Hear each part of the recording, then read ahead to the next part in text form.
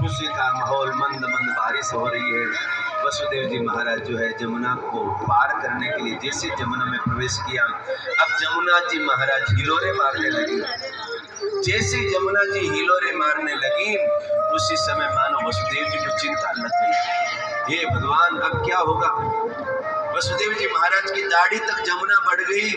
वसुदेव जी भगवान से प्रार्थना करते हैं, प्रभु मेरा कुछ हो जाए मुझे कोई परवाह नहीं, लेकिन इस बालक की रक्षा करना।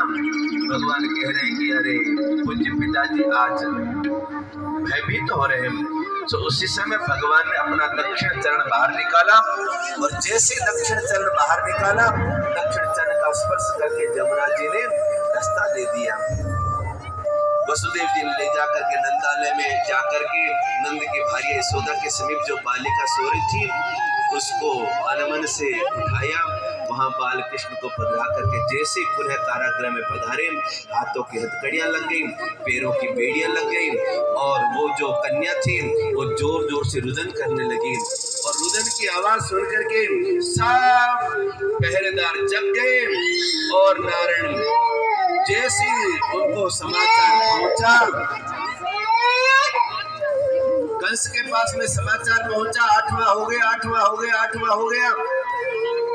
उसी समय कहते हैं नारायण कंस आया, और कंस ने आकर के उस कन्या को हाथ में लिया।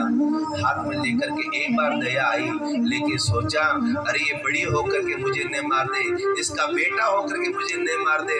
अनेक गलत गलत विचार आकर के उस कन्या के पांव को पकड़ा, और पांव को पकड़ करके जैसे शिला के ऊपर के पटक करके मारने की चेष्टा की, उसी समय वह कन्या हाथ से छूट करके अनंत आकाश में चली गई, और आकाशवाणी करके कह रहे हैं कि दुष्ट कंस, मुझे मारने से तुझे क्या मिलेगा, तुझे तो ब्रज 84 में, तुझे तो मारने वाला ब्रज 84 में जन्म ले चुका।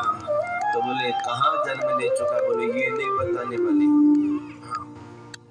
अब नारायण आओ, अब चलते हैं गोकुल की ओर। नंद बाबा महाराज ब्रज के राजा हैं,